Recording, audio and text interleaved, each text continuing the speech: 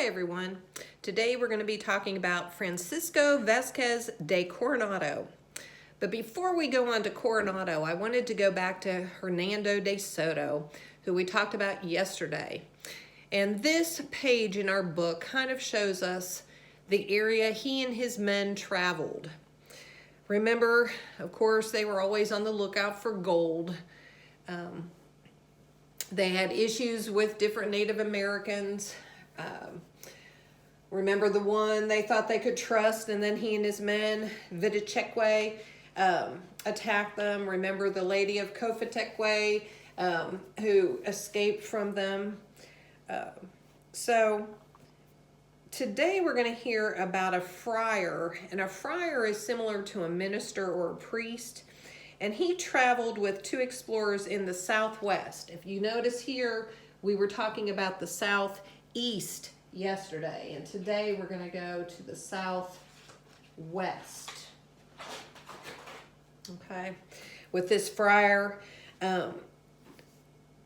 he, like any minister or priest, was out to teach about the Christian faith.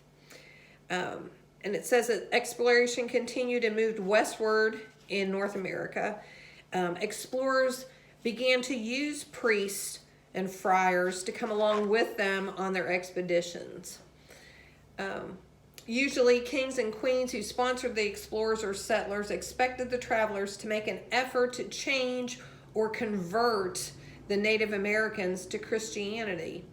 This is usually a part of the sponsorship agreement. The Spanish believed that teaching the Native Americans about Christianity was actually helping them, but it was also a way to gain control over them. In today's Read Aloud, you're going to hear, like I said, about Francisco Vázquez de Coronado. He and his crew trekked or traveled about 4,000 miles in the southwestern area of the United States. And again, they were in search of gold. It was a long, hard, frustrating search. The big questions historians have asked about this is what made him think there was gold in this part of North America.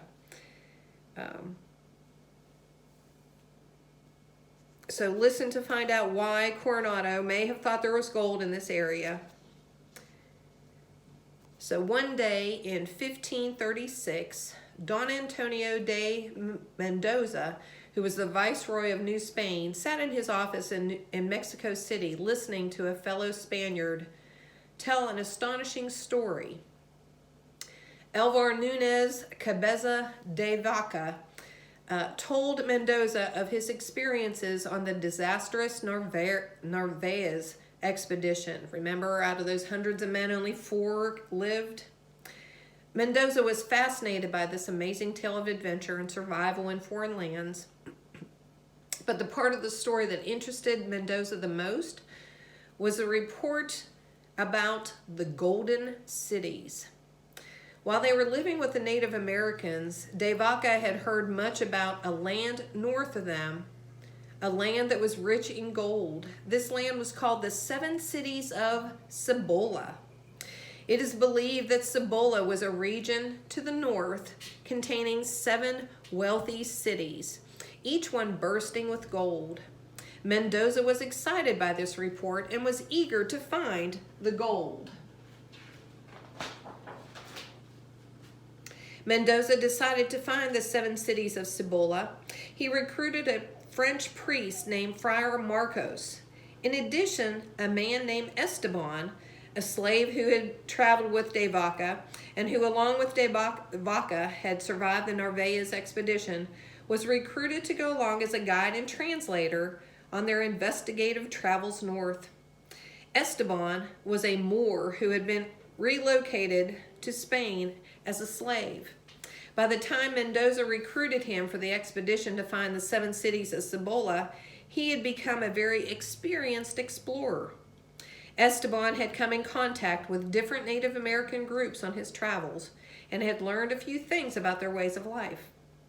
In the spring of 1539, these 2 men, along with a group of Native Americans, set off to the north. They walked along trails that had been blazed or previously marked by Indian traders. Because Esteban knew the land well and traveled at a much faster rate than Friar Marcos, and Friar Marcos wanted to preach Christianity to the Native Americans along the way, the two men decided to split up. Together they came up with a way for Esteban to get messages to Friar Marcos. If Esteban found a good-sized city with some gold, he was supposed to send back a small cross, about the size of a hand. If he found a big city with lots of gold, he was supposed to send back a large cross, about the size of an arm. If he found a huge city and a very large amount of gold, he was supposed to send back an even larger cross.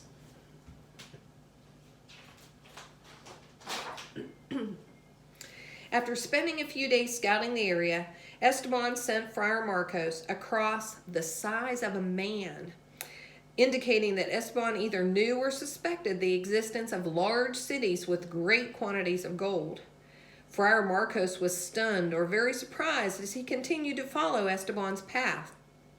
Friar Marcos followed Esteban's footsteps for several days until messengers brought him disturbing news. The messengers told Friar Marcos that Esteban had been killed in a pueblo called Hahuica, which was thought to be one of the cities of Cibola.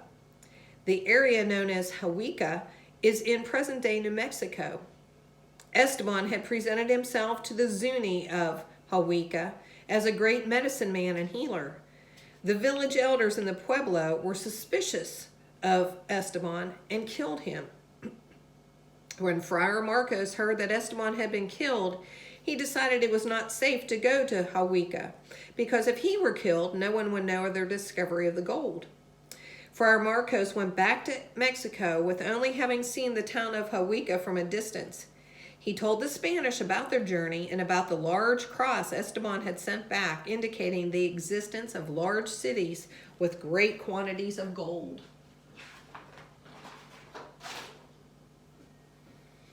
The Spanish listened closely.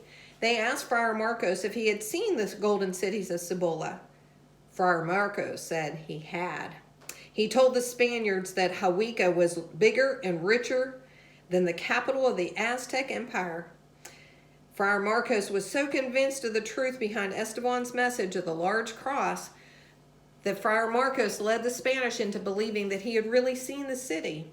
When the Spaniards heard this, they believed the city Esteban and Friar Marcos had seen might be El Dorado, the golden one they had heard about from many native peoples, but had never been able to find. Soon all the conquistadors in Mexico hoped for the chance to explore and conquer this land of wealth. In the end, Mendoza appointed a young man named Francisco Vasquez de Coronado to lead an expedition to Cibola. In February of 1540, Coronado assembled his expedition in the town of Compostela in northern Mexico. Coronado wore bright gilded armor. He recruited 337 Spanish soldiers, 220 of whom rode horses. Also on the expedition were 700 Indian slaves who would serve the Spaniards and take care of large herds of sheep and cattle that would be marching with the men. There were also priests and a few women on the expedition. One of the priests was Friar Marcos. Everyone was excited about getting rich from the gold they would find in Cibola. Coronado and his men marched north through the hot, dry lands of northern Mexico, covering 10 to 15 miles a day. When they came to rivers, they built makeshift rafts and used them to ferry themselves and their animals across. They saw some small pueblos, but seeing that the Native Americans had no gold, Coronado and his men pressed on, crossing bush and desert and entering into what is now the United States. Friar Marcos and the Indian guides led Coronado to the pueblo of Hahuica, where Esteban had met his end. As Coronado and his men approached, the Zuni came out to meet them. They were carrying weapons and rocks, and they drew a line on the ground by sprinkling cornmeal. This was their way of telling the Spaniards they were not to come any further. They were resolved or determined to protect their town. One of the Spanish priests came forward and began reading a long statement while an interpreter tried to translate the message to the Zuni. It said that the Indians were expected to convert or change from their religion to Christianity and to accept the King of Spain as their king. If they didn't agree to do so, then the Spanish would attack them. The Native Americans listened for a while, but then began shooting arrows and tossing stones. Coronado and his men charged. The Zuni men ran back to their pueblos. They fired arrows and threw rocks from the top of their pueblos, built on hills and cliffsides for protection. Coronado was hit by a big rock. Then a second rock struck his helmet and knocked him off his horse. He lay on the ground unconscious while his men carried on the battle.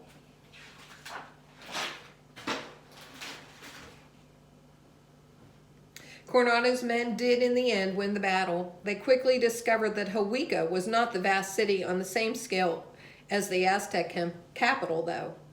The Zunis lived in pueblos, which are multi-story houses made of stone and plaster. The Zuni people who lived there had no gold, no silver, and no valuable jewels. The conquistadors were furious with Friar Marcos, and some thought he should be put to death for misleading them. What Esteban could have meant by sending back such a large cross remains unclear. Regardless, though, Coronado did not give up hope. He sent his men to explore the surrounding area. After all, there were supposed to be 7 cities of Cibola, and he hoped that some of the other cities would have more gold than Huica.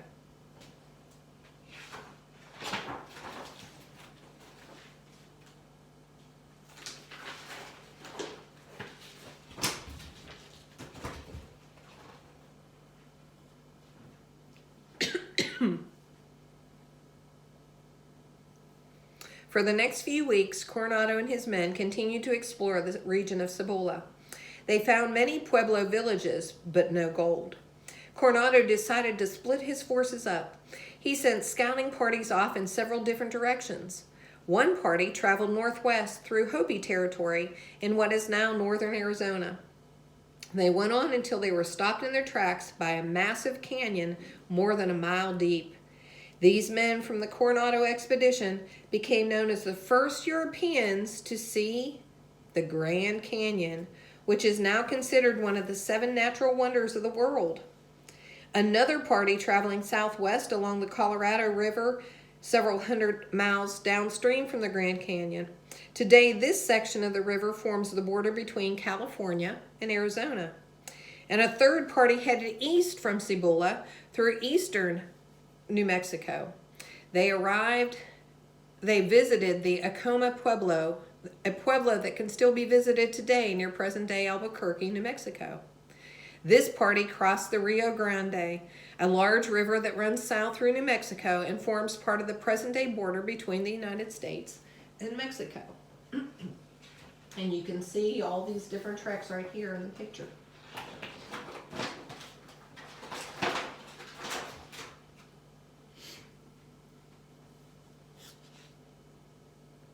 They passed north through the land of the 12 Rio Grande Pueblos, an area by the Rio Grande River occupied by Native Americans who the Spanish called the Tiwesh Indians.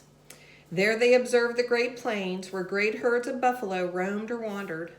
The Spaniards were fascinated by the shaggy buffalo. At first they found it a difficult animal to hunt. In time, however, they learned to hunt the animal with spears, like the Native Americans. While the Spanish were on the plains admiring the buffalo, one of their native guides told them of a place far to the east called Quivira, a wealthy city. Hearing this, Coronado decided to march east, hoping to find Quivira and the gold he had missed in Cibola. In their search for the 7 cities of Cibola, the Spaniards treated the natives they encountered horribly, killing many of them. Coronado and his men crossed into Texas and then into the Great Plains, where tens of thousands of buffaloes grazed around them. During their journey, they met the Carachos, a nomadic native tribes of the Great Plains who lived by following the buffalo herds. These Native Americans of the Great Plains were hunters of the buffalo. They used the buffalo meat for food in addition to the plants they gathered.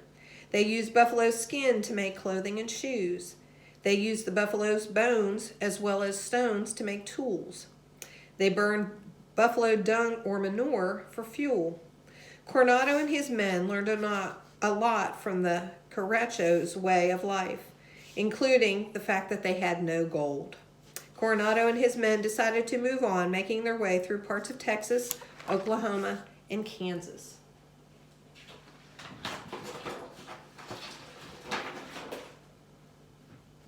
Finally, Coronado and his men reached Quivira. Instead of a wealthy city, though, they found a few small villages and some grass huts. There was no gold whatsoever. He and his men decided to spend the winter near Quivira before beginning the long journey back to Mexico. Coronado and his men, who had ridden forth on this expedition so confidently with high hopes of finding gold, had no success in finding wealth. He and his men limped back southward to Mexico with no gold. In fact, Coronado had lost a large sum of money that he had invested in the expedition. A movie to watch if you and your family have access to it is The Road to El Dorado, guys. Talk to you later.